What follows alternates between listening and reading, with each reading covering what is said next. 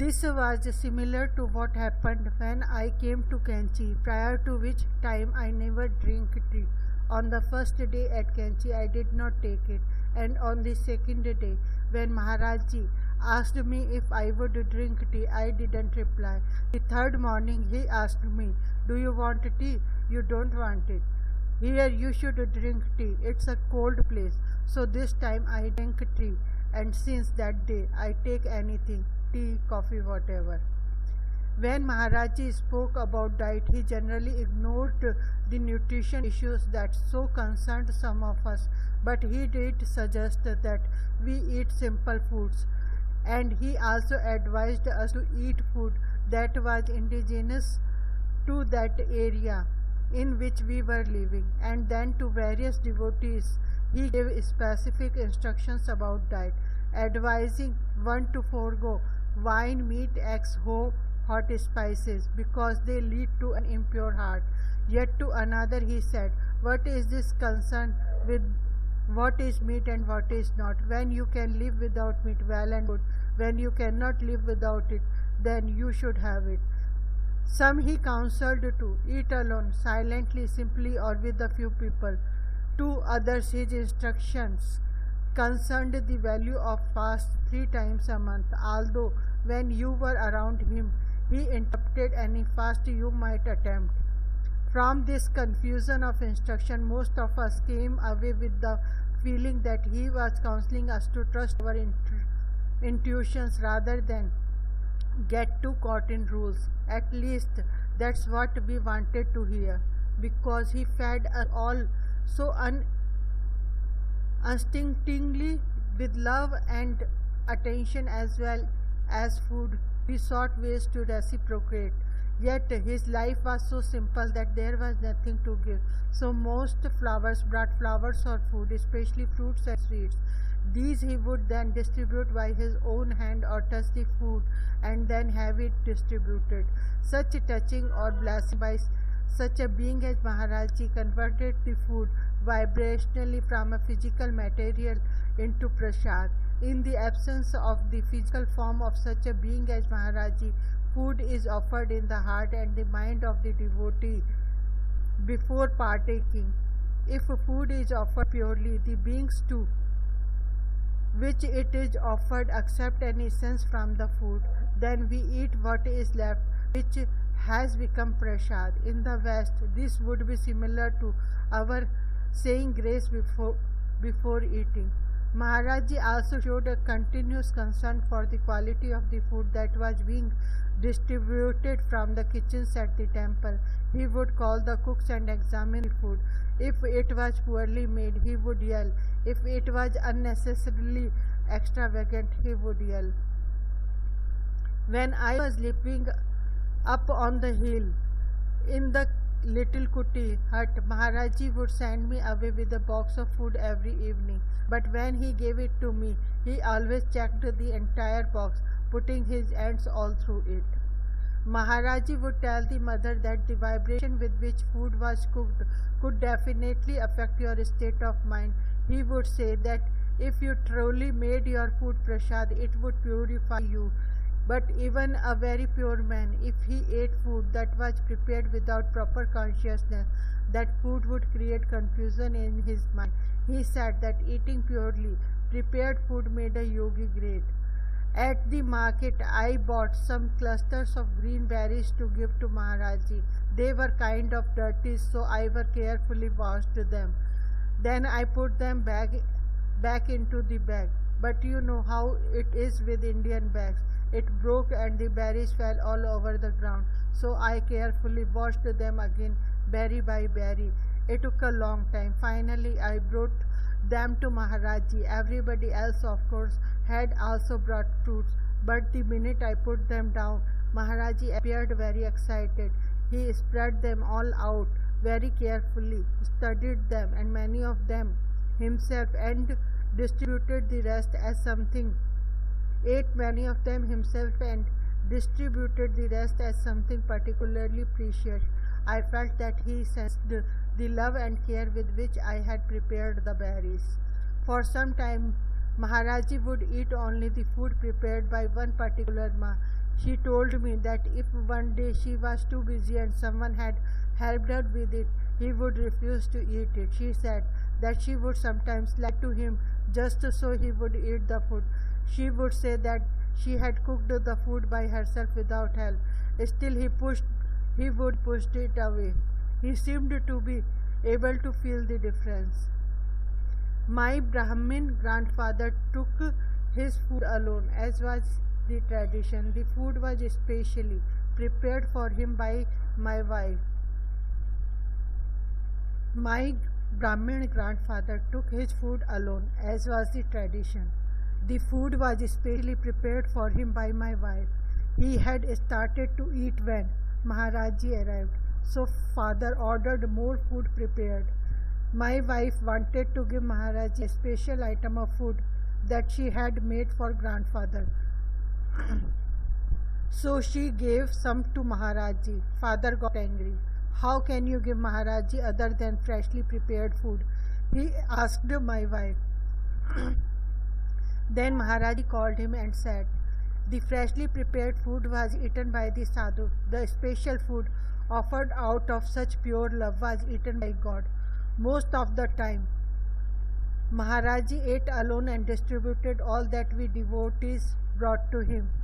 But it was each person's dearest desire when we brought the fruit or other food that Maharaji eat some of it himself, and when he did, it felt like such a precious moment, one in which Maharaji had accepted a token of your love. Once when I bought a soft apple and peeled it and cut it up and held it up before him as I had seen the Indians do, he reached down and took a few pieces from my hand, and I experienced that ecstasy you might feel if a wild bird or deer had come and eaten out of your hand. Maharaji was sitting in the back in Kanchi by the showers. Late one afternoon, we were offering him pomegranate seeds, most of which he was eating one by one. Others he was handing out to the people around him. One of the Indians started giving him some of them back to him. Maharaji continued eating them obliviously and passing them out. The next thing you knew, it had developed into this great little game. People were passing the pomegranate seed under the tucket, passing them back so that I could keep giving him more. He ended up eating all the seeds, though they had recirculated several times. We shared the delightful conspiracy of feeding and fooling him. I purchased a dozen oranges to take to Maharaji. We arrived at the tiny temple where Maharaji was sitting. Maharaji was visiting and where many Indian devotees already had gathered and were crammed into his room. As soon as our presence was made known, we were pushed to the space just in front of the wooden table on which Maharaji sat. I offered the oranges to him. There was already much fruits and some sweets on the table. But then something happened that surprised me. Maharaji started to go at my oranges as if he had never seen food before. As each orange was open, he would grab it and eat it very rapidly. And before my eyes, he consumed 8 oranges. I was being fed the others 4 at Maharaji's insistence by the school principal. Later, I asked KK, a close Indian friend, about this peculiar behavior. KK explained that Maharaji was taking on karma from me and that this was a technique by which he often did that. The meaning of taking on karma is that a very high being, such as Maharaji, can work with subtle vibratory patterns and can take from devotees patterns with which they have been stuck for this lifetime or many lifetimes. For example, such a being could take away your sorrow or your ill fortune. This process, which is a familiar one among Indian saints as well as sorcerers and medicine men, from many parts of the world can be done in a variety of ways. Often the medicine man works with the lock of hair or the faces or the feces or urine of the person suffering the effects of some negative forces, either inside or outside over themselves. In India, such karmic healers often work with things the devotees give them. Shirdi Sai Baba, a very great saint of India, would ask his devotees for annas, some small coins worth less than a penny. These he would handle continuously until he had extracted the negative condition from the devotee into himself. This negative material he then could release from himself by other yogic processes. Another well-known guru in India asked his devotees for cigarettes and smoke from morning till night, year in, year out, and often 3 or 4 cigarettes at a time. Maharaj's way was to eat the karma, and he seemed to have no limit to his capacity. One woman, a long-standing devotee, told the following story. Once in Bhumindhar, where Maharaji was staying the night, we had all taken our evening meal and had retired at 10:30 p.m. Around 1 a.m., Maharaji started yelling that he was very hungry and that he must have dal and chapatis. I awoke and reminded him that he had already eaten, but he insisted that he must have dal and chapatis. Who can understand the ways of such a being? So I woke Brahmachari Baba, the priest, and he built a fire and prepared the food. It was ready about 2 a.m. and we watched Maharaji consume the food with great hunger. Then we all retired again.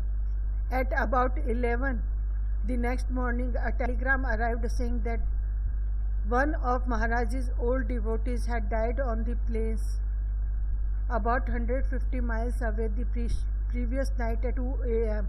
When the telegram was read to Maharaji, he said, "You see, that's why I needed chapatis and dal." This aroused our curiosity because we didn't see at all. We pressed him, but he would say nothing more. Finally, after 2 or 3 days of our persistence, he said, "Don't you see, he man who had died had been wishing for chapatis and dal, and I didn't want him to carry that desire on through death, for it would affect a future birth." Sometimes when visiting homes, he would come to the door and say he was very hungry and ask if he could eat. In very poor homes where there might not be any food, he would just say he was very thirsty and asked for water. In Lucknow, Maharaji took some public works officials in a car to the poorest part of town, where these officials do not take proper care of the roads and sanitation. From one of the shacks, he called forth a Muslim, whose Maharaji called a Musalman, and then embraced, and then Maharaji said, "I am very hungry, but Maharaji, I have no food." "Up, wicked one, you have 2 rotis, flat bread I hidden in the roof." The man was surprised that Maharaji knew, and he got them. Even though Maharaji and the official had just eaten, he ate one with relish and handed the other to the official, including the Hindu Brahmin who would never eat food prepared by a Muslim, and said, "Take prasad." When Maharaji came to the Lucknow temple for the last time, he would say to each person who came, if he or she could afford to do so, go get sweets. And when they would return with sweets, he'd distribute them, almost 1,500 rupees worth that day. One doctor brought 1,000 rupees worth of sweets, and the personal problem causing him concern was solved. In the period between 1939 and 1949, when Maharaji would come into a town such as Nainital, all the women would prepare food in the hope that he would come to their homes. They did it out of a mixture of loving service and the feeling that it was a blessing to feed such a saint. And KK, who followed him from early morning until late at night, once watched him consume 20 full meals in one day. Another reported watching him take 10 meals in a row. And if you have been to India and understand the graciousness of the Indian home, where the guest is treated as good, you will appreciate the immense portion and the persistence in feeding. An Indian meal is more than ample for a normal human being, but perhaps Maharaj's immense capacity represented something other than dietary requirements. One morning Maharaji said to the people at the ashram, "You people can't feed me or take care of me. I am going to Ma. She'll feed me." And he left for the ashram of Anandamayi Ma, a great woman saint of northern India. During the entire trip, he was saying, "She'll feed me. I am going to see Ma. She'll feed me." Then he burst into the darshan room like a child of 5, with his blanket flying in all directions. She was sitting there and he was saying, "Ma, feed me, Ma." She exploded in laughter. A huge meal was brought to him and the two of them passed it out to all the devotees. Again and again Maharaji enjoined us to feed people. His concern was not merely for his own devotees but with all people who hunger. He would say, "God comes to the hungry in the form of food," and to the cooks he would say, "Making food is a service to God. People need food to stay alive." He used to say that you should serve everything, every creature. It is all God's creation. Serve everyone, whether he be a dacoit, thief or anything else. If he comes to you hungry, give him food. So often he said, everyone has a right to be fed. Maharaj's own behavior set a dramatic example for us. Besides feeding all who came to have his darshan, he was continually arranging for large bhandaras, celebrations consisting of mass-free feeding for all corners, including the wealthy, the poor, the beggars, the lepers.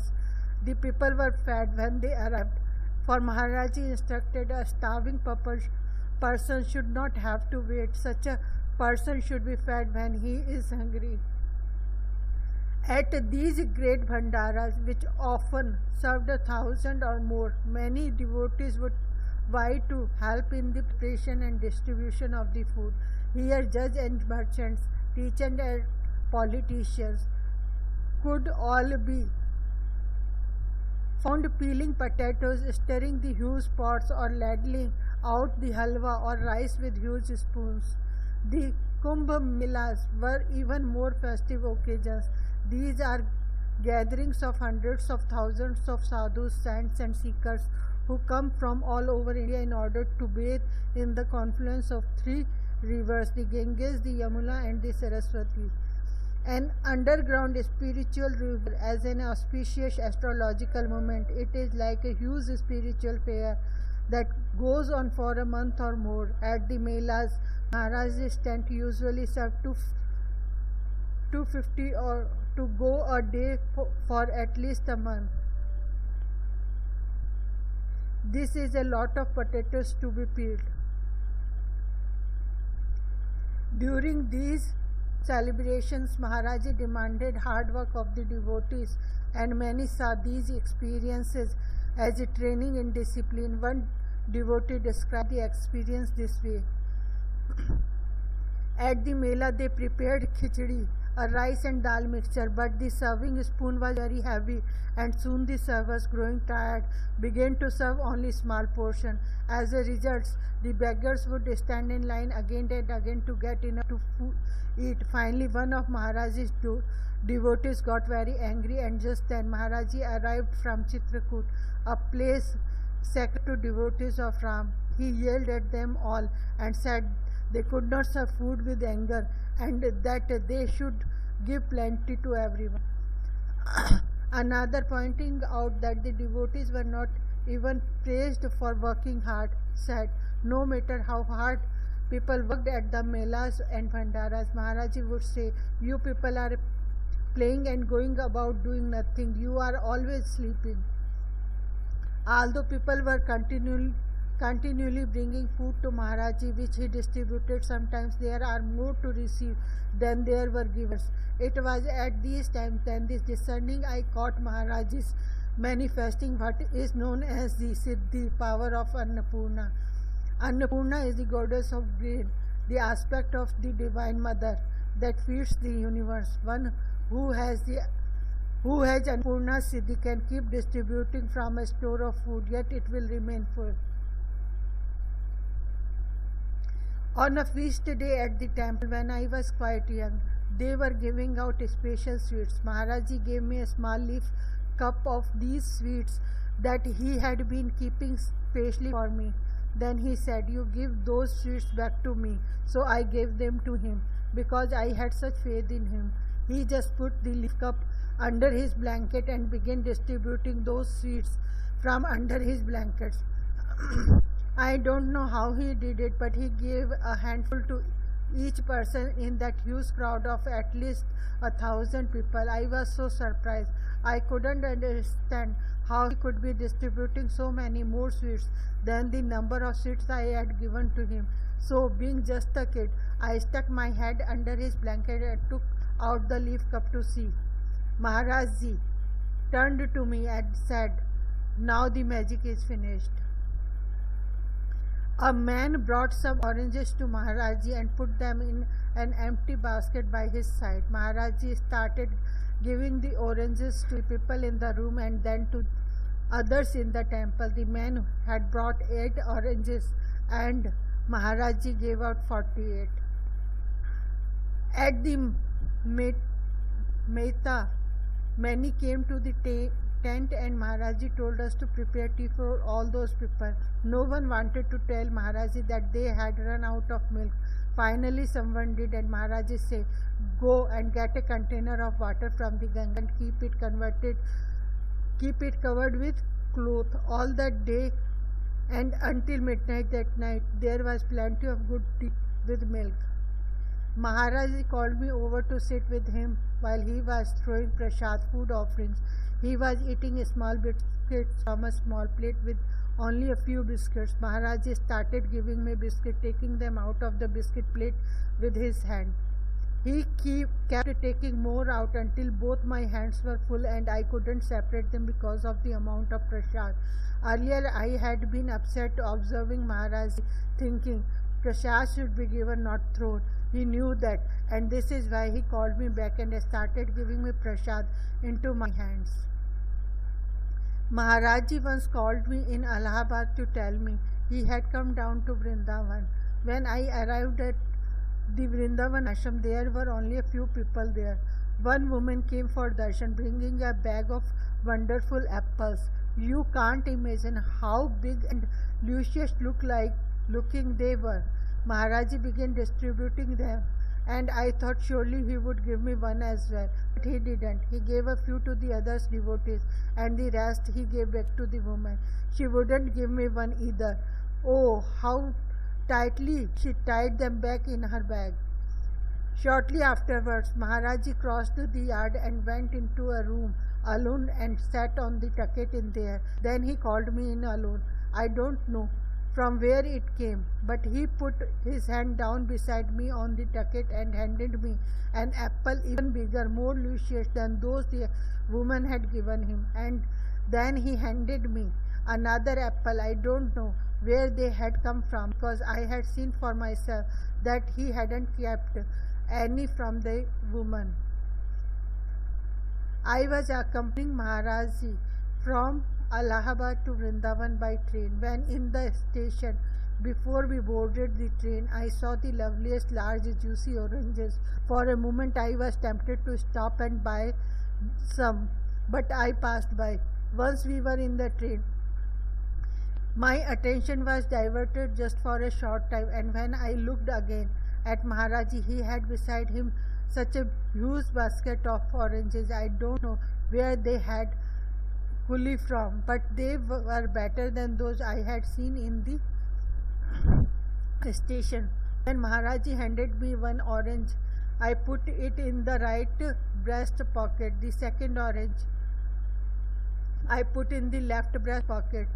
They created such bulges that I looked like a woman. Then he handed me a third, which I put in one pants pocket and a fourth in the other pocket, and he kept on giving me more, so that I had to catch them in my shirt tails front and back. He gave me so many oranges I could hardly move. I started giving these sweet oranges out to others, saying, "This is the best prasad I have to offer today." To this day, I don't know how he came by those oranges. At the Kumbh Mela in 1966, Maharaji was sitting on the bank of the Ganga with 2 or more sadhus. He told us to bring him a lot of Ganga water. He held it for a few minutes and then told us to distribute it. It was milk. To all but the closest devotees, Maharaji tended to mask these powers and would often use a cover story to make it appear as if he had nothing to do with the additional food. When Maharaji established a Hanuman temple on a site that had previously been a burial ground, a great bhandara was held to set free the wandering spirits. Late at night, it was discovered that the ghee had run out. The man in charge of stores went to Maharaji and told him that there was a shortage of ghee, although many people were still coming to be fed. How were they to provide? Maharaji replied, "Go there and check among the empty canisters. You'll find somewhere a full tin." Although the man knew that they were all empty, as he himself had checked and counted them, he went, and indeed he found a full tin there among the empties. One may stayed with Maharaji for many years as a sort of attendant. He'd keep Maharaji's clothes, help him bathe and fetch water, and so forth. He performed much service and slept at Maharaji's feet to be always nearby. His practice was to keep fast on Tuesday, taking only milk. On one Tuesday, Maharaji offered him food, but he refused, saying he'd take milk. The whole day passed and he wasn't given any milk. Late at night, Maharaji asked him if he'd eaten or drank milk. He said no, he was fasting, but milk he had. Maharaji said, "You are lying, tell the truth, no one gave you milk." Maharaji's shouting woke the ashram. Maharaji questioned secretly and found that no one had remembered to give him his milk, and by one now none was in the ashram. Maharaji got up and went to his room. He called the man in and told him to lock the door. Maharaji asked the time. It was after midnight. Maharaji said, "You haven't eaten all day. It's after midnight. Can you eat now? It's Wednesday." The man said he could. Maharaji reached into his dhoti, cloth used to cover lower part of a man, and took out 5 parathas and 2 types of vegetables. Maharaji said, "It's God's prasad, Ram's prasad." The man started to leave so he could eat it outside, but Maharaji stopped him and told him to eat it there. When he was finished, Maharaji produced a small amount of kheer, a sweet rice pudding. This the man also ate and then started out of the room to get water. Maharaji again stopped him. "Where are you going?" "Here's water." Water was kept near Maharaji's bed for his use in the night, but the man wouldn't use Maharaji's vessels. Maharaji poured the water into his mouth. Then Maharaji told him not to tell anyone about the evening.